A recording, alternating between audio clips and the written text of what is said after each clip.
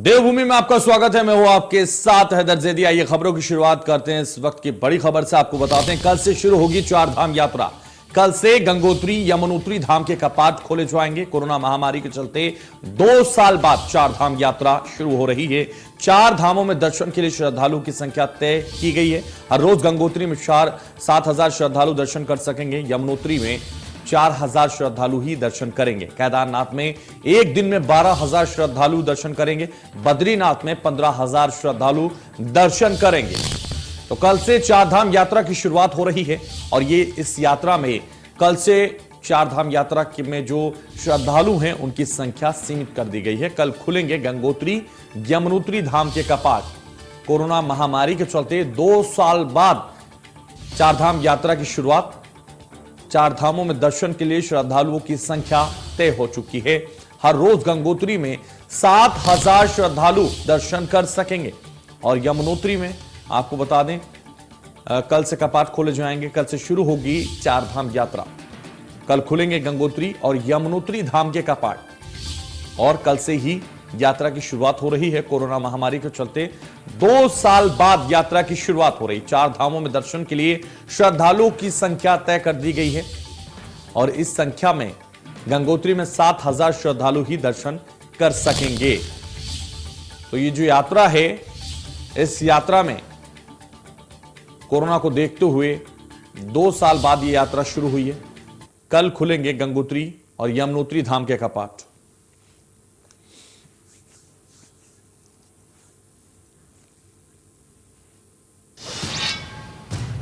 तो ज्यादा जानकारी के लिए हमारे संवाददाता रोहित सोनी हमारे साथ जुड़ गए। रोहित, जिस तरह से कल से चार धाम यात्रा की शुरुआत हो रही है और यह यात्रा 2 साल तक नहीं हुई क्योंकि कोरोना की महामारी की वजह से, इसकी वजह से ये नहीं हो पाई थी, लेकिन अब चार धाम यात्रा की शुरुआत हो रही है और इस यात्रा को कैसे लोगों में कितनी खुशी है इस यात्रा को देखते हुए, और कल से जो यात्रा शुरू की जा रही है उसमें समय लोगों की सीमा भी तय कर दी गई है। कितने लोग कहां कितने दर्शन कर सकेंगे, क्या जानकारी उसको लेकर आपके पास और कैसा माहौल ग्राउंड पर?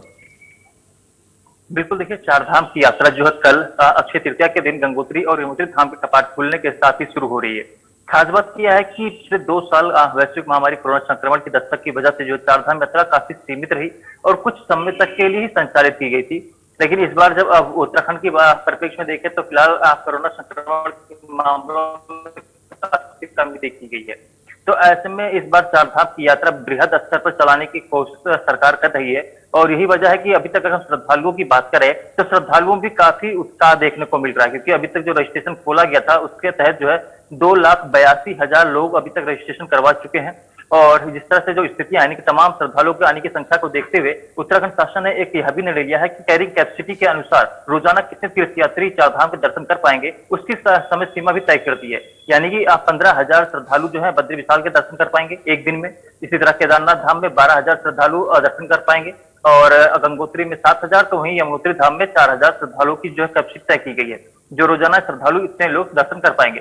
इसकी तरह अगर हम बात करें तो चार धाम यात्रा काफी अहम महत्वपूर्ण भी है, क्योंकि उत्तराखंड के करीब लाखों परिवारों की रोजी रोटी इसी चार धाम यात्रा पर टिकी हुई है। इनसे क्योंकि व्यवसाय चलता है, एक बड़ा वर्ग व्यवसाय, करीब इसमें 88 तरह के व्यवसाय इससे जुड़े हुए हैं। तो ऐसे में इन लाखों परिवारों की रोजी रोटी का सवाल है। ऐसे में सरकार भी चाहती कि इस पिछले 2 साल से जो वैश्विक महामारी की वजह से चार धाम यात्रा सुचारू रूप से नहीं चल पाई है, ऐसे में इस साल जो चार धाम यात्रा बृहद स्तर पर चलाई जाए ताकि जो लोगों को नुकसान हुआ उसकी उनकी भरपाई हो सके।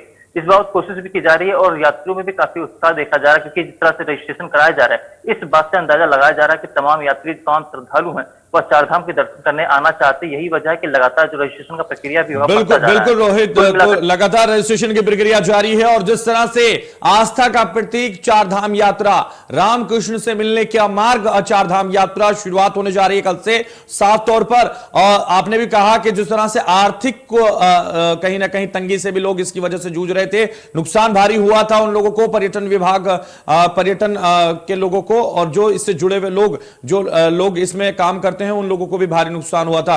तो दोनों ही चीजों को संभालने के लिए, सुधारने के लिए सरकार काम कर रही है और इसी दिशा में कल से चार धाम यात्रा की शुरुआत हो रही है।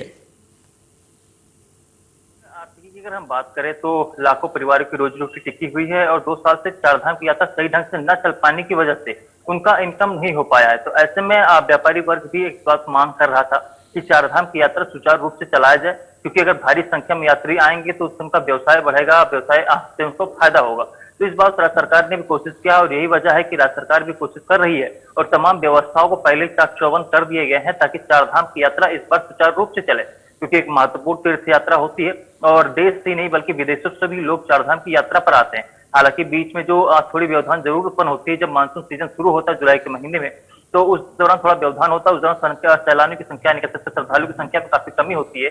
लेकिन फिलहाल अभी शुरुआती 2 महीने 3 महीने जो है पीक पर रहेगा चार धाम यात्रा, और फिर बरसात सीजन में लास्ट में अगर हम बात करें तो कपाट बंद होने से 1 से 1.5 महीना पहले वह समय पीक पे रहता है। तो इसको लेकर के व्यवस्थाएं पहले से मुकम्मल कराई गई हैं और इसको लेकर के यात्रियों में काफी उत्साह है। इसके अलावा जो पहला जत्था है आज जो पहला जत्था भी चार धाम के लिए रवाना हो रहा है हरिद्वार से।